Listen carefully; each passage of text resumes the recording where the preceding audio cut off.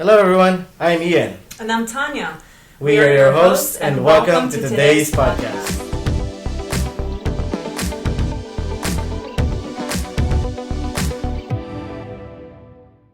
The purpose of this podcast is to enrich our knowledge and also to give us some extensive view on certain disease processes that we deal with every patient daily, especially here in the infusion center. I feel like us nurses would benefit from this so that we could accurately identify signs and symptoms, also to provide effective and efficient management of those symptoms, and also to prioritize treatments to promote or encourage best practice. For this episode, we're going to focus on acute myeloid leukemia or AML, and we are fortunate to have here with us one of our oncologists who specializes in hematology, Dr. Lisa Law.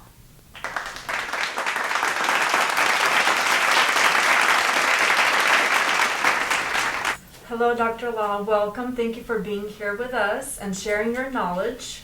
How are you today? Well, thank you. It's an honor and pleasure to be invited for this podcast. Thank you. We are very excited to have you here, Dr. Law. So, as much excitement that I have, I need to ask you something. Can you tell us more about AML? What is AML? Yes. Well, AML stands for acute myelogenous leukemia. It is a very fast and aggressive blood cancer. Without treatment, it is universally fatal. And the cause of AML is due to abnormal cells in the bone marrow. These abnormal cells, we call them either blast cells or damaged cells. These damaged cells, they are excessive in the bone marrow. As such, they suppress the healthy cells, like the healthy white cell, healthy red cell, and healthy platelet. So it's kind of having terrorists in the bone marrow that we have all these abnormal blast cells that outgrow and not belong there, causing problem. Right. All right, yeah. What are some common signs and symptoms that make people seek medical treatment before they get the diagnosis of AML? Yeah. So because of these abnormal cells, we have abnormal white, abnormal red, and platelet. So patients may present with infection, like a viral syndrome or some infection, because the healthy white cells not working. So viral symptoms or infection. Another common symptom will be fatigue, and that's because they have low red cell. The healthy red cell cannot grow, so they will be tired. And next is that they may have bleeding. And the reason is that they have low platelet. Platelets, I consider them as crazy glue. It usually helps to stop bleeding. Right. But when you don't have healthy platelet or low platelet, people may have bleeding. And one common symptoms is that patient may have bone achiness because this is a bone marrow issue. So not uncommonly, people may be achy. So those are the common signs and symptoms of AML presentation. I see. So, Dr. Law, I know that we all know that AML has some subtypes, right? Could you please tell us more about its subtypes and how could we differentiate them from each other? Yeah, indeed, AML has many subtypes, and it's a very, what we call heterogeneous disorder. And most recently, World Health Organization, or WHO, has classified AML into many, many subtypes. But what I usually like to do is just broadly divide them into three groups. Favorable, which is good risk, intermediate, and high risk. So instead of many subtypes, I just group them into three big groups. That will be best to remember them. Right. And these groups is based on their DNA changes, or what we call cytogenetics, and DNA mutations. So based on the molecular profile and the DNA changes, we can predict them whether they are in the favorable risk, good risk, intermediate, or high risk. Okay. Is there anything that people can do to prevent getting AML? Good question. AML again can be related to many causes, but the most common risk factor is age. As we get older, the DNA has a higher risk of having mutation change, so we see most of our AML patients are in the older group. Secondly, AML can be related to exposure of chemicals and toxins or previous chemotherapy. Okay. In terms of chemicals and toxins, it's hard to find out what exact chemicals and toxins because we're constantly being exposed to various environmental substances. It's hard to pinpoint. Certain chemotherapy that patient received years ago may predispose them to get what we call secondary AML later on, although the risk is relatively small, but it does exist. I see. Thirdly, another risk factor will be hereditary genes. About 5 to 10% of the AML can be due to genes that you inherit from your parents. It's a very small minority, but over the last few years, we come to know a little bit more. So to summarize, as to the cause, the biggest risk factor is age, and then possibly environmental and exposure or chemical exposure. Okay. Which puts all of us at risk Right. as we Indeed. age. We age. Yeah. We're aging more. Indeed. All right. And beginning with hospital stay, for those of us who have never worked on a hematology unit inpatient, what does the initial stay look like? What are the treatments? Very good question. So AML is, because of its acuity, we hematologists, oncologists jump on it very quickly. So we have to do diagnostic tests. The first screening test is, of course, the CBC. Based on the CBC, if we have any suspicion, we proceed with a bone marrow biopsy. That is a needle going to the posterior iliac crest, sampling the bone marrow. We send it to have it analyzed at our Kaiser histopathology lab for morphology and flow cytometry. We also send them to San Jose, the cytogenetic lab, to look for the DNA change. We also send it to an outside lab that will look at a gene panel, which consists about almost 600 to 700 genes, and to detect any genetic DNA abnormality. So when we send the bone marrow, we usually have a 24 to 48 hour turnaround time to confirm the diagnosis.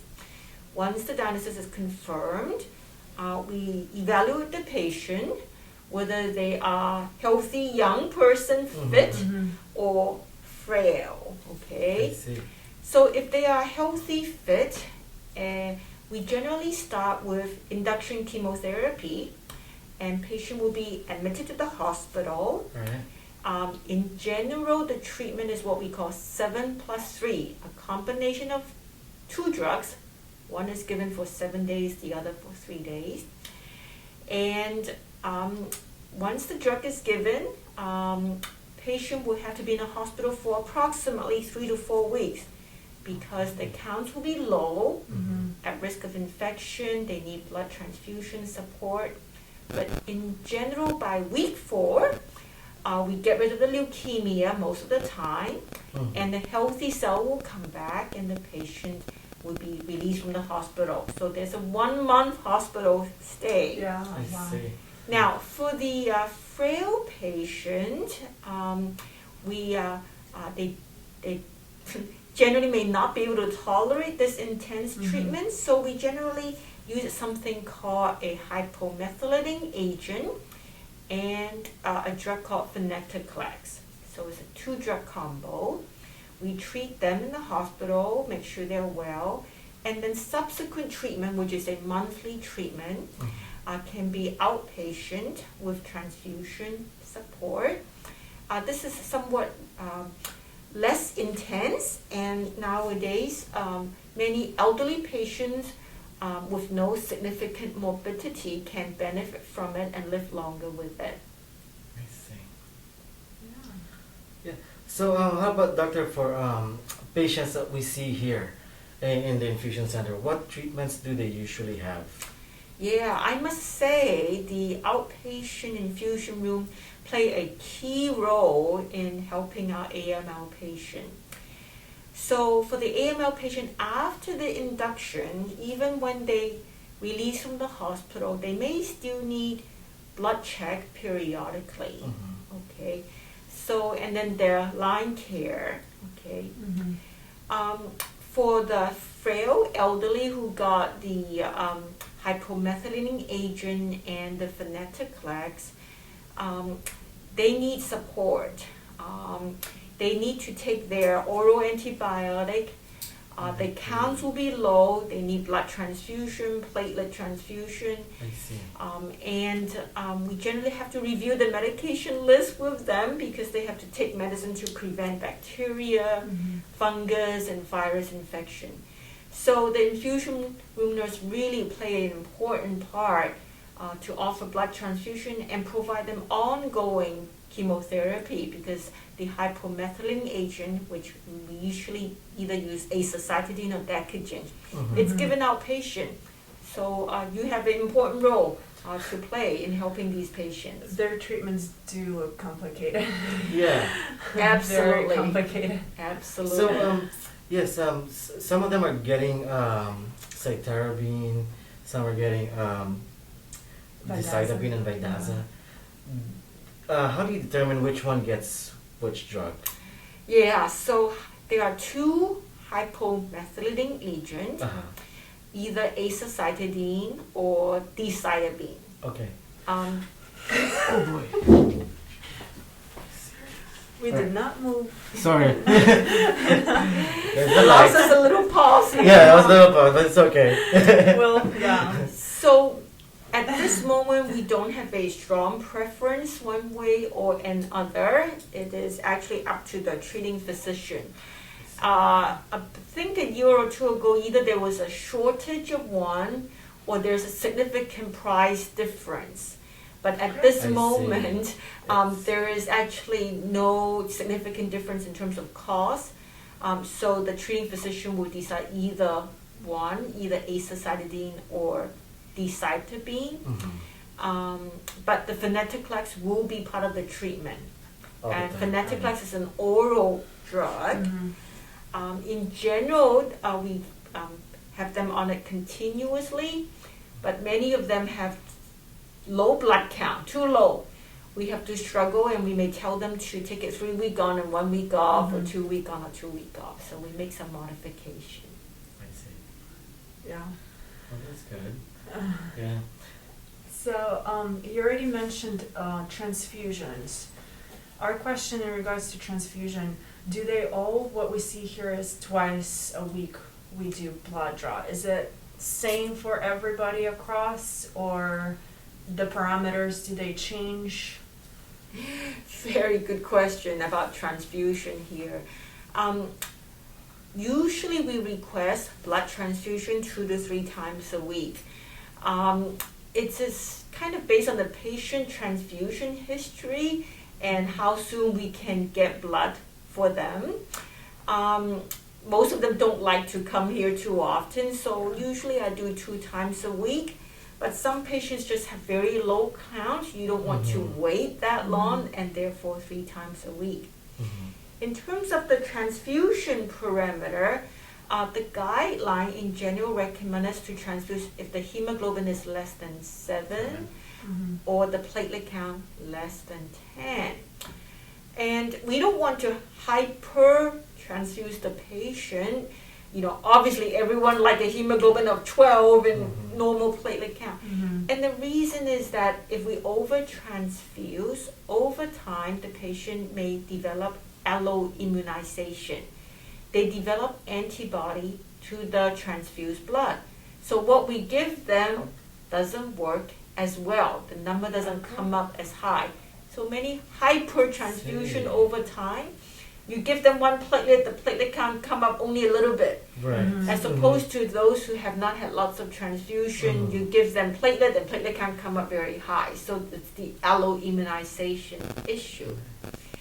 Now, having said that, using cutoff at 7 and 10, I tend to be a little bit liberal. Sometimes I use 7.2 for hemoglobin and platelet of 12. And the reason is patients get the blood draw here, and they can't schedule an appointment for a day or two. So knowing that it will drop anyway, right. I'm kind of liberal a little bit, just so that we have a little window of time to work on it, getting them into the infusion room.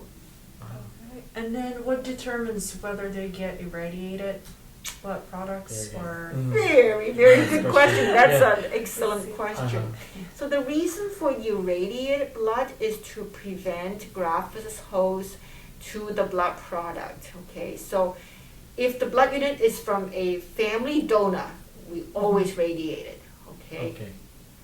Now, if patients are really immunosuppressed, we worried about it, we recommend irradiated blood. So in general, we request irradiated blood about 1 month before the bone marrow transplant and ever after the bone marrow transplant.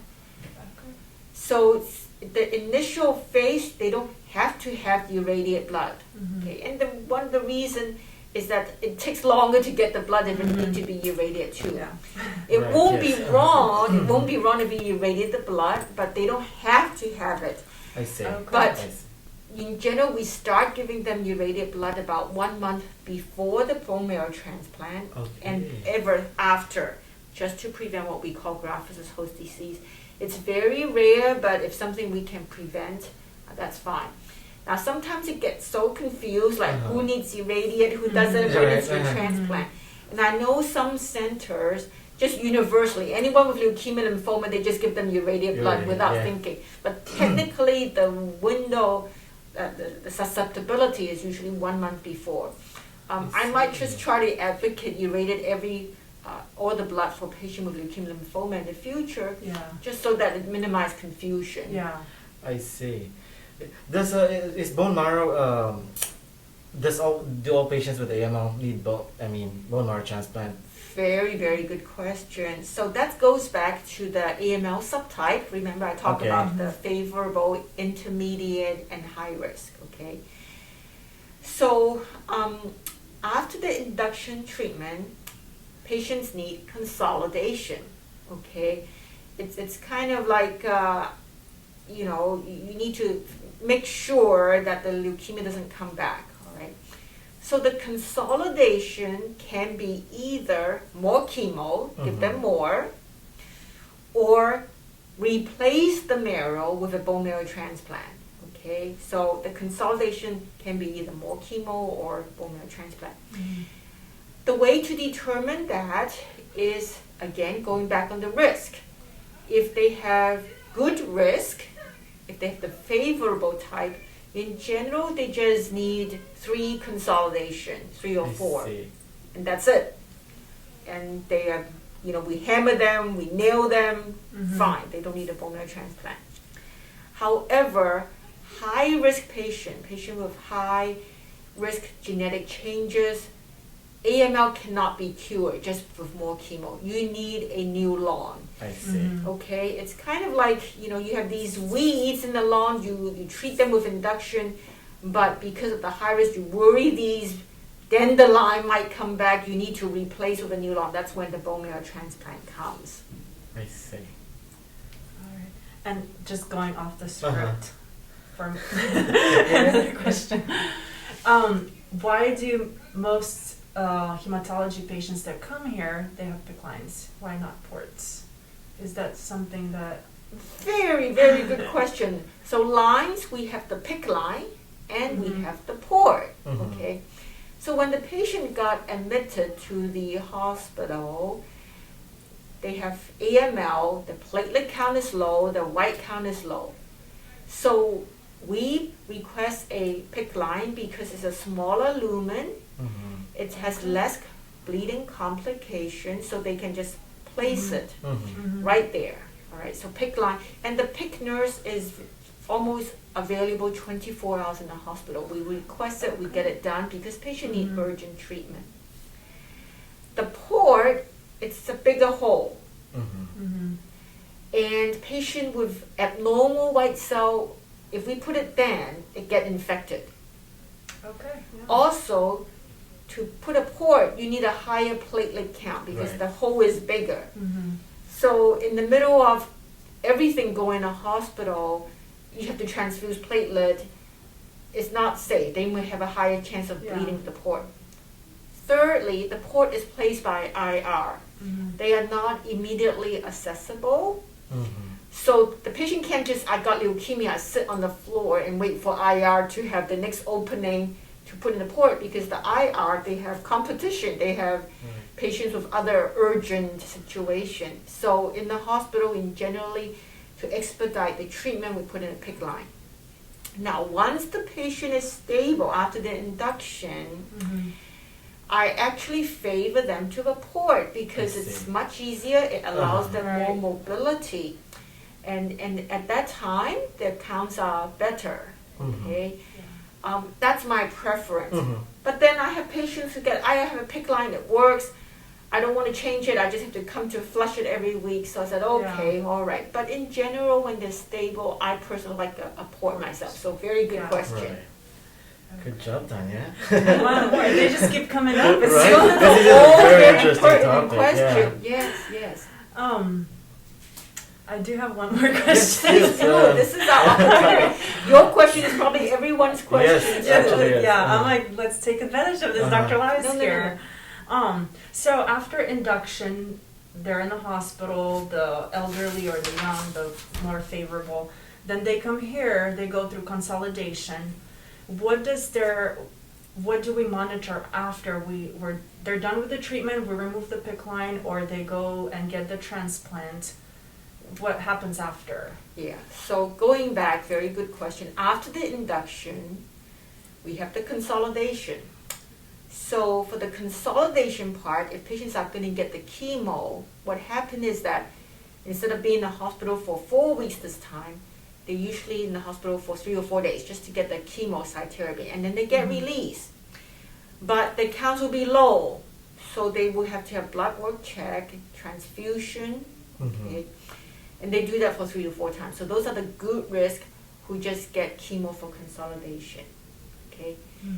Now let's say the high risk one, they go for bone marrow transplant. We prep them, and pre-bone marrow transplant, they have to go through the heart test, lung test, and then we contract with Stanford, and they get the bone marrow transplant there. Okay.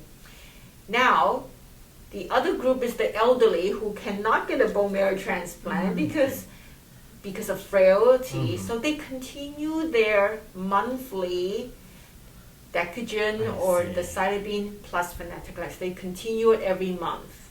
Okay. And each month, just like other chemo, the blood count would dip and then will bounce back, and then we give them more chemo, the counts dip, and the counts come back. And we continue that until it no longer works. So for elderly, Decagen and venetoclax is an ongoing therapy. So in other words, lifelong treatment until it doesn't work. Yes, and you may see over time, they are so poopy from the treatment, we have to, instead of monthly, it becomes every 2 months, it becomes every 3 months. But we are so afraid to stop it, because we know that's the thing that can control it. So that's sort of the general schema for the elderly patient. And for the young patients that finish their consolidation treatment? They are done. They want the line out. So for the good risk consolidation, they are fine. But I have to say, majority of AML patients, we need a bone marrow transplant. The good risk is sort of the minority one. And you're going to ask, why not just transplant everyone? Right? The problem with transplant is that there's a risk of what we call graft versus host disease. So the donor cells attack the our patient's cell, and they can affect the mouth, the liver, the skin. So the risk, the long-term risk is higher, kind of the sequelae of the bone marrow transplant. So we only transplant those who we really need to, high risk, but we try not to do that for the good risk because they are good risk, and chemo, they have transient side effect, but they don't have long-term sequelae, unlike the bone marrow transplant patient. Okay. See. Is there a risk that it might reoccur after so many treatments? Very good question. So even with bone marrow transplant, I used to quote 30-30. 30-30. 30-30-30. So what's the 30-30-30? 1/3 despite bone marrow transplant may come back. I see. 1/3 or maybe higher these days will have long-term cure. So you cure them. You know, I don't see those patients. They go back to work. Really cure. You know, that's hard to say for some cancer. The other third, they suffer chronic graft versus host disease. So they don't have leukemia, they don't relapse. But the donor cell attack their healthy tissues, either lung or liver or GI tract or skin. So they have to be on chronic immunosuppressive therapy to prevent the donor cell to attack them. And as a result of these immunosuppressive therapy, they are always high risk of infection. So it's sort of trade off another disease afterwards. Right. So my 30-30-40, you know, 30 may still relapse, 30 may have another disease, and then, you know, 30-40 may be cured. So it's not guaranteed, but the odds are better than, say, pancreatic cancer or brain tumor. Right. I see. Yeah. Very interesting. Very interesting. Indeed. I appreciate your interest. It's a very complex subject. It is, yeah. I have one final question. Yes. Say it. Get off my chest. For us as nurses here, outpatient department, we work closely together. What would you like us to concentrate on or know the most important thing about patients who come in with AML and we're taking care of them? Well, very good question, Tatiana. I have to say, I have to give lots of credit to all the nurses, inpatient and outpatient nurse. You play a very integral role, and so often I hear patients telling me that the nurses in the infusion room are just wonderful. So please, I don't think you guys hear enough how important role you take care of, your interaction with the patient, the relationship. I think most important to counsel them to watch out for infection if they have a fever, because I take them very seriously. Some of them can be potentially cured, and I don't want them to die of sepsis. You know, I want to know. They may be taking prophylactic antibiotic, but if they have a fever, emergency room, and start antibiotic right away. Counsel them about bleeding. Okay. Usually platelet count, they can do okay, you know, with platelet count 11 or 12, but if they have bleeding, I will transfuse them platelet. And all your nurses, the emotional support you offer to the patients and the family is just huge, it's tremendous. It's like a village. I often hear, you know, patients just love the nurses here. So you are doing a huge job, and I can't tell you how important and integral part of our patients' care. We love our patients, We love and our we patients, work with amazing doctors Exactly, too. So yeah. It's teamwork. It's teamwork here. I just want to say that there's what we talked about. There is so much information, yet there's so much clarity on how we deal with our patients, especially the ones who have AML. Thank you so much, Dr. Love, for all the information, for your time, for your effort, and for your support. Well, you're most welcome in, and Tatiana, it's a pleasure to be here, and please don't ever hesitate to reach out if I can be of any help. This is an important topic. Thank you. Yes, I'm pretty sure we're going to be seeing you again in our future podcast. Thank you again. Questions. Yeah. Thank you. Thank you. All good questions. Thank you. Thank you, Dr. Love. That's Thank it you. for this podcast. I hope you learned. Hope your nose is not bleeding of all those information. And Thank you for see joining. Yes, thank you. Till next time. ya.